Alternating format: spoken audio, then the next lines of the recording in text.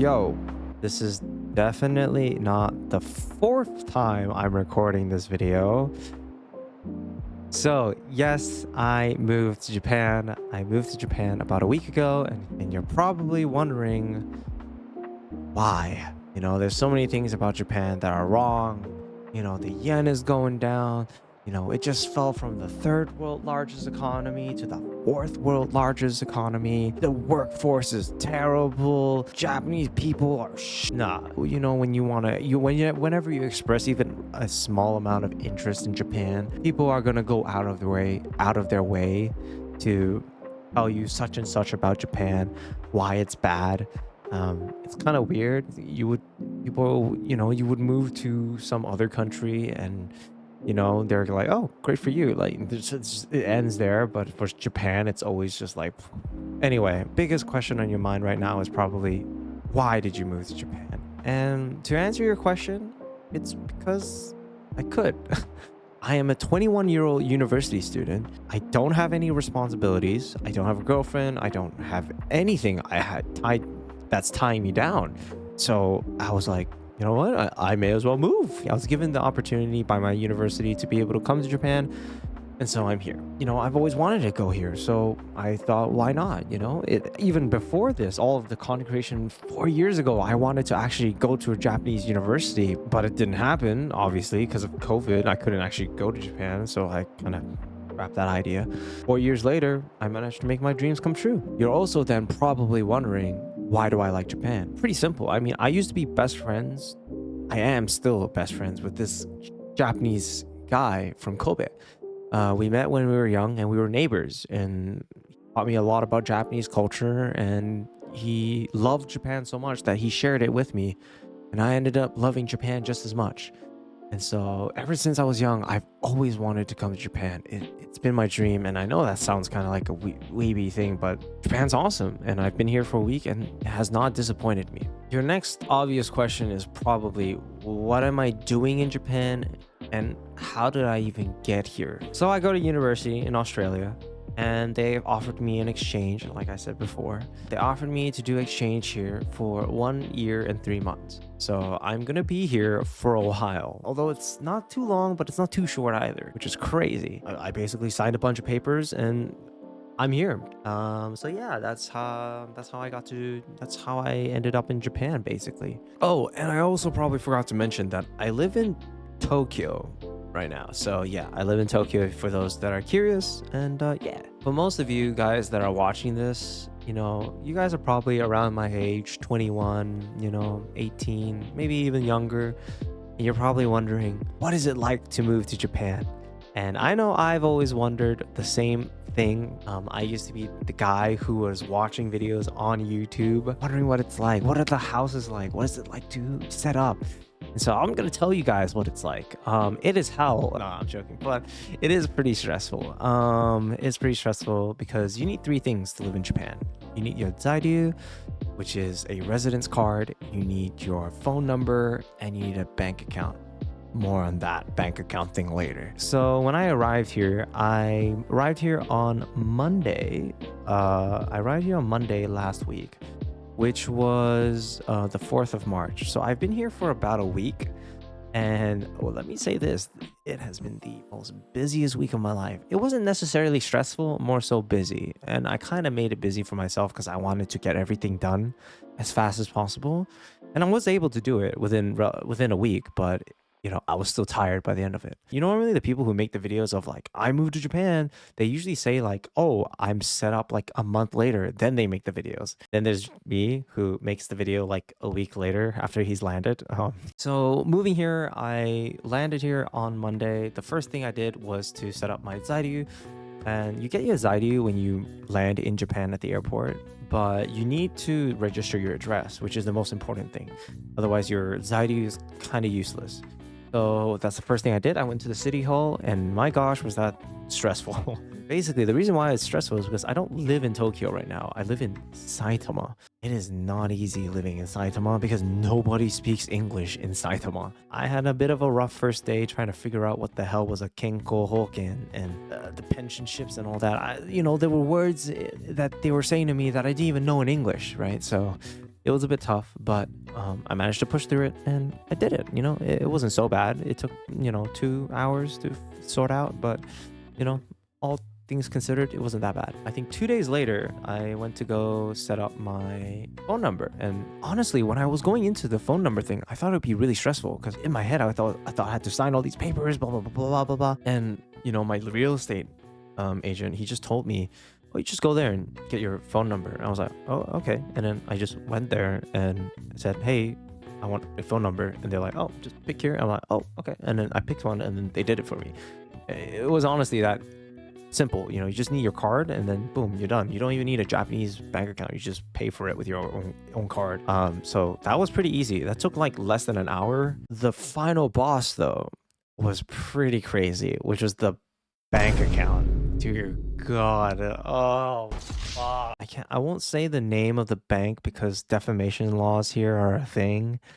But I will say that it was the longest process I have ever been through in my life. So you know how all those Japanese YouTubers, people, Japan YouTubers, Sea Dog VA, Trash Taste, all those people who live in Japan, they're always complaining about paperwork. I watched it and obviously I was like, oh, the paperwork must be so bad there. But when I experienced it for myself, I couldn't help but actually just laugh at the amount of paperwork there actually is. Like the bureaucracy here is actually crazy. So when I went to do my bank account, like it was the most unnecessarily hard thing I have ever had to do in my life. Like, no, that's an exaggeration, but it was pretty hard. Having to like talk to this guy and then that guy talks to that guy and then like the entirety of the management branch just comes out and starts talking, discussing what to do. Like it's the funniest shit because like once you go off script in Japan, it goes crazy. Everything's so done so old style. In Japan it's so convenient, but it's also so, I don't know,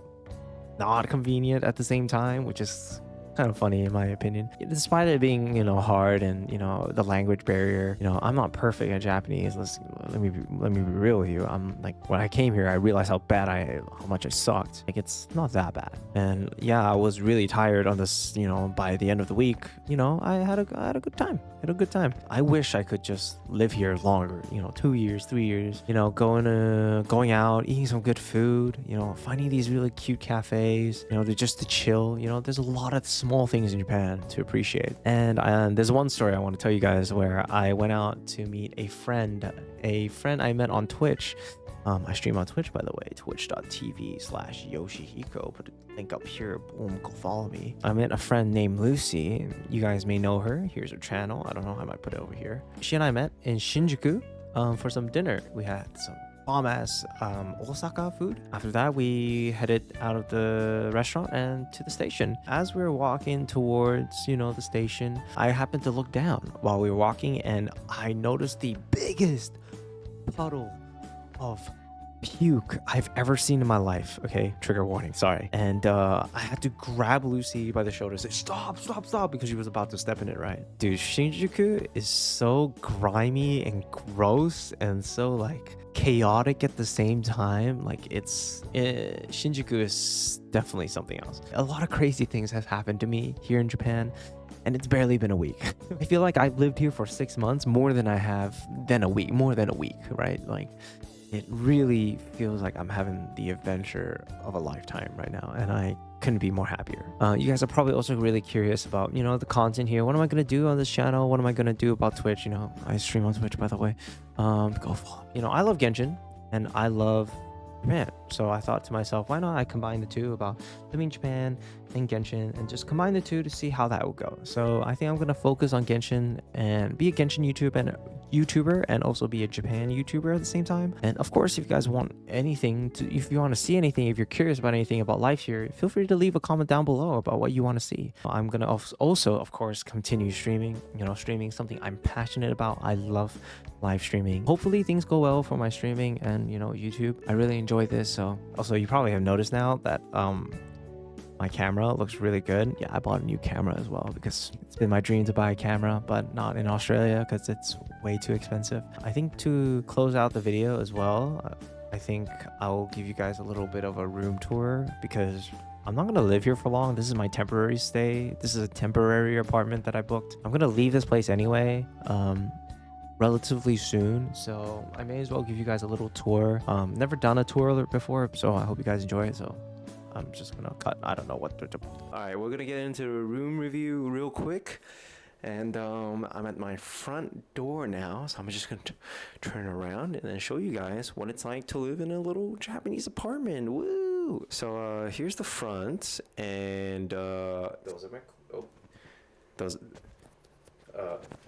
So here are my shoes. No, I don't got too many, just 3 pairs of shoes. Here is my cupboard. Japan loves plastic. I'm not an evil person. They just give me this much plastic, and I don't know what to do with it. Here's my little sink. It's an older apartment built in 1991. Facilities aren't as, you know, modern as you would expect a Japanese apartment to be, but it is cozy. It is cozy. I don't know why. Dude, my camera filming skills is amazing. I just filmed into a white fridge. Here is the bathroom. So the bathroom looks like this. Looks pretty cool. There is a little step over here that you step into, which is typical of older Japanese apartments, I think. Although I don't think this is very common. No, actually, I think this is common. Never mind. I don't know what I'm talking about. Anyway, and yeah, here's the bathroom. Here is the bathroom all its glory. There to me over there. So yeah, this is what the bathroom looks like. It's a very old bathroom, pretty tiny as well. But it gets the job done. The bath is actually decently sized. And yeah, there's some of my utilities. Utilities? What do you call it? Whatever. You know what I mean. Wow, that is an aesthetic looking shot, don't you think? Holy crap, look at that. It looks nice and blue today. Look at that. That kind of looks pretty aesthetic. This is my room. Here it is. There is my room. Looks pretty cool. And there's the balcony. And here's my bed. Yeah. There's my bed. Someone just messaged me on Discord. Here's the closet space. It's literally made of wood. And I just dumped all my stuff here and my clothes up there. You know, this is temporary, so I don't really want to buy too many things. But yeah, here's my desk. If you guys want a tour of my desk, I got a little laptop. I got my microphone. And, you know, my pencil case. This is where I put my camera. And all the other stuff. Oh, I recently bought this book, by the way. I recently bought this book. Some of you might recognize it. Kimi no Nawa. Your Name. I'm going to read this, hopefully. I've been trying to practice my Japanese a lot more, reading, speaking, and, you know, because I kind of have to. Yeah, that is my room tour. It's really not that crazy.